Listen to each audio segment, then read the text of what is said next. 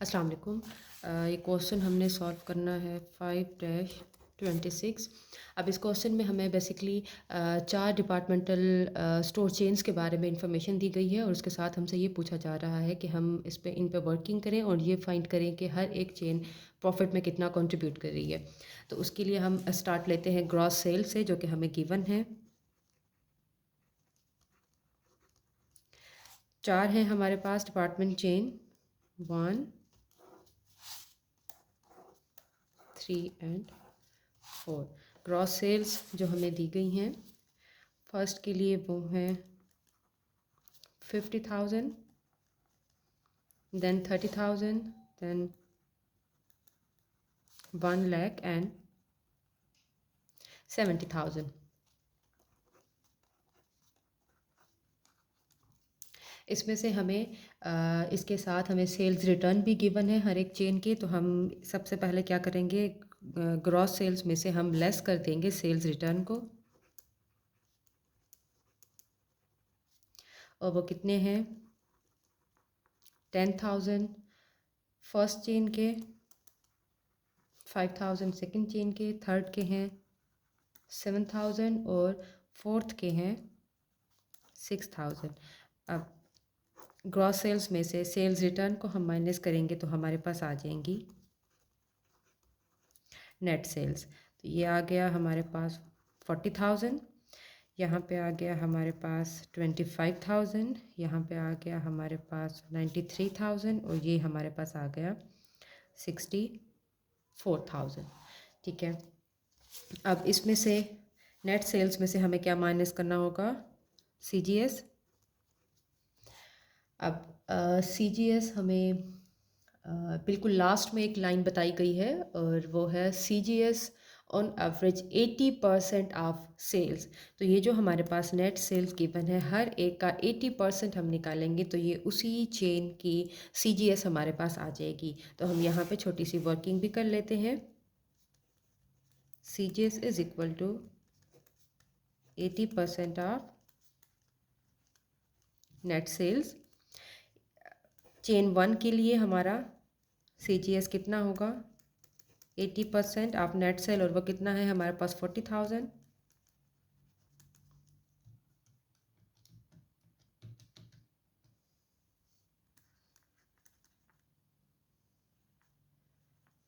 $32,000 आ गया हमारे पास CGS chain 1 के लिए।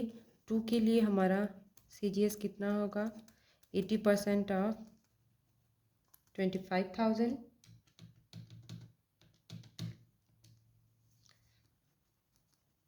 $20,000 आ गया। चेन 3 के लिए हमारा CGS कितना होगा, 80% ऑफ 93,000, 74,500, और लास्ट चेन के लिए 80% ऑफ 64,000,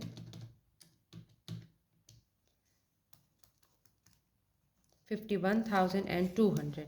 अब यही हम रिस्पेक्टिवली यहीं पे मेंशन कर देंगे। ये हमारा CGS कितना आ गया, 32,000। ये आ गया हमारा चेन 2 के लिए, ये आ गया हमारा चेन 3 के लिए,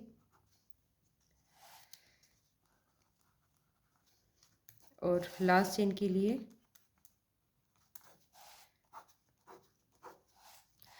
नेट सेल्स में से CGS माइनस कर देंगे तो हमारे पास क्या आ जाएगा, क्रॉस मार्जिन।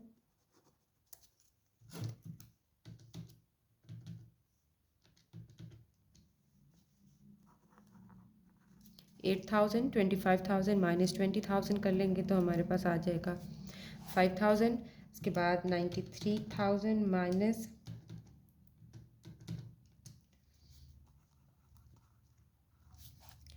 और उसके बाद 64,000 माइनस 51,200, 12,800। अगर आप में से कोई इस स्टेप को अवॉइड करना चाहे, हमें चूँकि पूरी एक प्रॉपर स्टेटमेंट बनानी है कि कितना हर एक चेन इनकम में प्रॉफिट में कंट्रीब्यूट कर रही है, इसलिए हम इन तमाम स्टेप्स को फॉलो कर रहे हैं। लेकिन अगर आप में से कोई CGS के स्टेप को फॉलो करना चाहे तो नेट सेल्स को डायरेक्टली अगर हम 20% से मल्टीप्लाई करते चले जाएंगे तब भी हमारे पास ग्रॉस मार्जिन आ जाएगा, क्योंकि CGS हमारे पास 80% है। तो 100% minus 80% is equal to 20%, so 20% will be the gross margin. तो अगर हम इस 40,000, 25,000, 93,000 एंड 64,000 हर एक को 20% से सॉरी 20% से मल्टीप्लाई करते चले जाएंगे तब भी हमारे पास ये ग्रॉस मार्जिन आता जाएगा। अब उसके बाद हम आ जाते हैं अपनी अदर कॉस्ट के ऊपर, और वो हमें कुछ गिवन है। कस्टमर रिलेटेड कॉस्ट,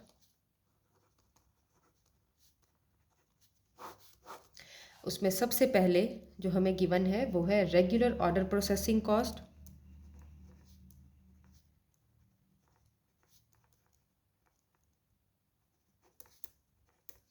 और उसके लिए क्वेश्चन में हमें बताया गया है $20 पर रेगुलर ऑर्डर, $20 पर रेगुलर ऑर्डर।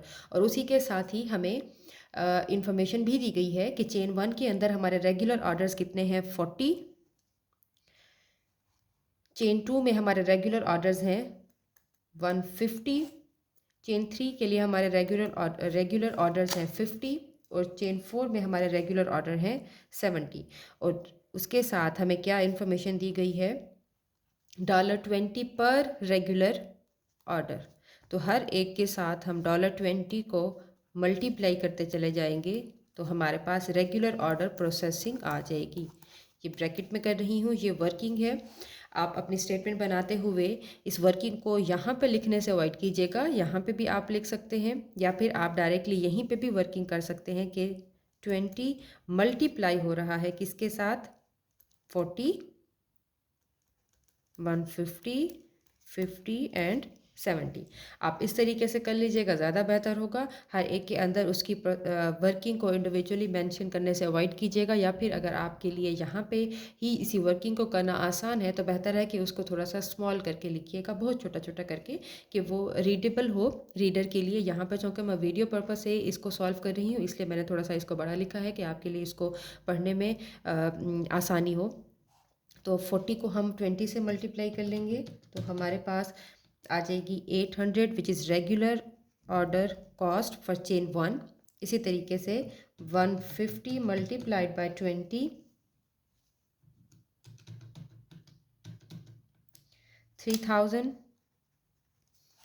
इसी तरीके से 50 multiplied by 20, 1000 and 70 multiplied by 20, 1400। ये हमारे पास पहली कॉस्ट आ गई रेगुलर ऑर्डर प्रोसेसिंग की। उसके बाद दूसरे नंबर पे हमारे पास कौन सी कॉस्ट है, rush order processing.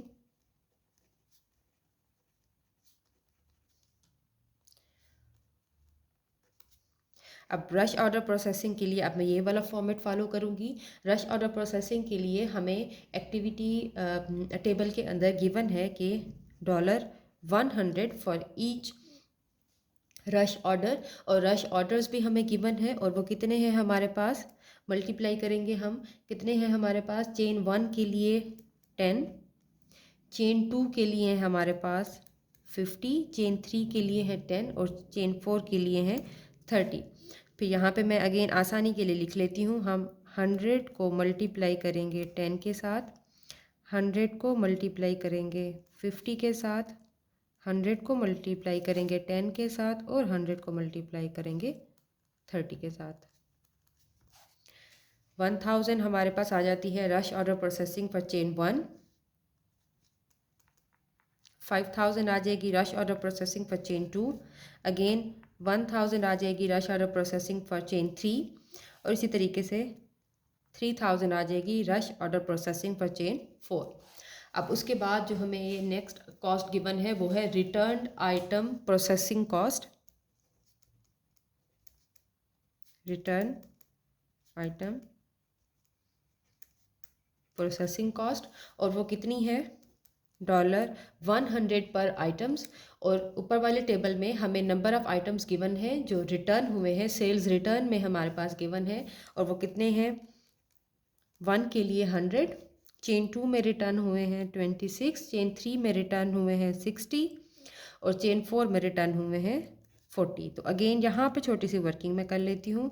$10 multiplied by 100 for chain 1, $10 multiplied by 26, $10 multiplied by 60 and $10 multiplied by 40। कितना आ गया हमारे पास? 1000 for chain 1, 260 for chain 2, 600 for chain 3 and 400 for chain 4।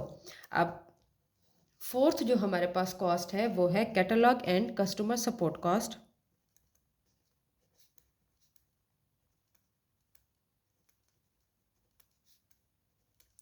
अब catalogue and customer support cost जो हमें गिवन है वो है 1000 पर कस्टमर, हर कस्टमर पे 1000। अब आप अगर इसी क्वेश्चन की पहली लाइन देखें, उसमें मेंशन है 4 डिपार्टमेंट स्टोर चेन्स और ब्रैकेट में कस्टमर्स लिखा गया है। व्हाट डज इट मीन कि एक डिपार्टमेंटल स्टोर चेन एक कस्टमर कंसीडर होगा। अगर ये 4 डिपार्टमेंट स्टोर चेन्स हैं तो 4 कस्टमर्स हैं और हर एक जो स्टोर चेन है वो एक कस्टमर कंसीडर हो रहा है। अब चूँकि ये कस्टमर सपोर्ट कॉस्ट जो है हमें गिवन है 1000 पर कस्टमर और हम कह रहे हैं कि एक जो चेन है वो एक कस्टमर है, तो हम क्या यहाँ पर मेंशन करेंगे? $1000 for chain 1, same $1000 for chain 2, 1000 for chain 3 and 1000 for chain 4। हर एक चेन को हम एक कस्टमर कंसीडर कर रहे हैं क्योंकि ये हमें क्वेश्चन में मेंशन है कि कस्टमर स्टोर चेन को कस्टमर कंसीडर करना है। और ये catalogue and customer support cost $1000 पर कस्टमर हमें दी गई है, तो हम हर एक चेन के लिए catalogue and customer support cost की कैटेगरी में 1000, 1000, 1000 एंड 1000 ऐड करेंगे। अब टोटल कस्टमर सपोर्ट कॉस्ट को हम ऐड कर लेते हैं। जो हमारे पास चेन 1 के लिए है वो कितनी है? 800, 1000, 1000 एंड 1000। तो ये कितना हो गया? 3800। ये आ गई हमारे पास customer total customer support cost. इसी तरीके से यहाँ पे हम आ जाते हैं 3000, 5000, 260 एंड 1000। ये कितना हो गया हमारे पास? 9260। चेन 3 के लिए हमारे पास कितनी है? 1000, 1000, 600 एंड 1000। तो 3600 ये हमारे पास चेन 3 के लिए हो गई। 1400, 3000, 400 एंड 1000। ये कितना हो गया हमारे पास? 3, 4, 5, 5800। 5800 हमारे पास total customer support cost for each departmental chain आ जाती है। अब हम हर एक कस्टमर सपोर्ट कॉस्ट को माइनस करते चले जाएंगे उसके ग्रॉस मार्जिन में से, तो हमारे पास क्या आ जाएगा? प्रॉफिट आ जाएगा, नेट प्रॉफिट। और वो कितना आ जाएगा हमारे पास? चेन 1 के लिए 8000 माइनस 3800, 4200। उसके बाद 5000 माइनस 9260, तो ये हमारे पास लॉस में आ जाएगा कि चेन 2 जो है वो कंट्रीब्यूट नहीं कर रही प्रॉफिट में, उल्टा ये लॉस में जा रही है। नेक्स्ट पे आप देखें चेन 3 18,600 सॉरी माइनस करेंगे 3600 15,000। अब इसी तरीके से लास्ट चेन के लिए देखेंगे 12,800 में से हम माइनस करेंगे 5,800 7,000। तो हमारे पास ये 4 चेन्स थी, चेन 1, 2, 3 एंड 4। चेन 1 का जो नेट प्रॉफिट है वो है 4,200। चेन 2 जो है वो लॉस में जा रही है और वो कितनी है? 4,260। चेन 3 जो है वो सबसे हाईएस्ट प्रॉफिट में है 15,000। चेन 4 जो है वो भी प्रॉफिट में है लेकिन उसका प्रॉफिट जो है वो चेन 3 से कम है, ये सेकंड हाईएस्ट हमें प्रॉफिट दे रही है। उसके बाद हमारे पास चेन 1 आती है और सबसे एंड पे जो है वो चेन 2 है। और चेन 2 को प्रॉफिट की बजाय उल्टा वो किस में है? वो लॉस में है। हम इस प्रॉफिटेबिलिटी के ऊपर ज़्यादा अच्छे से कमेंट कर सकते हैं अगर हम इसको जो है परसेंटेज की फॉर्म में ले आएँ। नेट प्रॉफिट कितना है हमारे पास 4200। इसको ग्रॉस सेल के कंपैरिजन में अगर हम परसेंटेज में ले आएँ 4200 डिवाइडेड बाय 50,000, 8.4 यहाँ पे मैं मेंशन कर देती हूँ। आपने नीचे मेंशन करना है, यहाँ पे चूँकि मेरे पास स्पेस नहीं बची तो इसीलिए मैं ये बीच में मेंशन कर रही हूँ। यहाँ पे स्पेस मुझे नज़र आ रही है 8.4%। लाइकवाइज आप देखें 42 डिवाइडेड बाय 30,000, 14.2% लॉस। ये बी चेन जो है ये लॉस में है। इसी तरीके से अगर हम नेक्स्ट को देखें 15,000 डिवाइडेड बाय 15% प्रॉफिट है चेन 3 का। 7,000 डिवाइडेड बाय और ये है 10%। तो सबसे ज़्यादा जो प्रॉफिट में जा रही है वो चेन 3 है which is 15% as compare to the gross sales. Chain 2 की अगर हम बात करें ये लॉस में जा रही है 14.2%। इसके लिए मैनेजर को स्ट्रिक्ट एक्शन लेने की ज़रूरत है। बेटर तो यही है कि अगर वो किसी तरीके से अपनी कॉस्ट को रिड्यूस नहीं कर सकते या इस लॉस को कम करके मिनिमम ब्रेक इवन पे नहीं आ सकते और प्रॉफिट में ना सही ब्रेक इवन पे आ जाए, अगर वो मिनिमम इस ब्रेक इवन पे भी नहीं आ सकते तो इट्स बेटर कि इस चेन को क्लोज कर दिया जाए।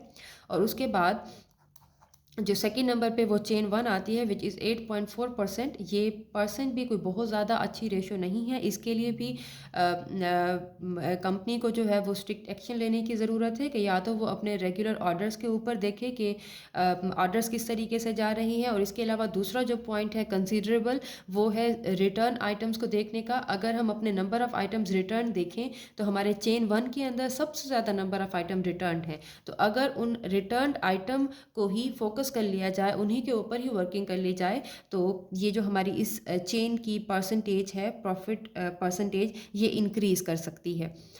सेल चेन 3 जो है वो ऑलरेडी प्रॉफिट में है और चेन 4 वो भी प्रॉफिट में है, उसका प्रॉफिट भी सफिशेंट एनफ है। It was all about the commentary on this solution. Thank you.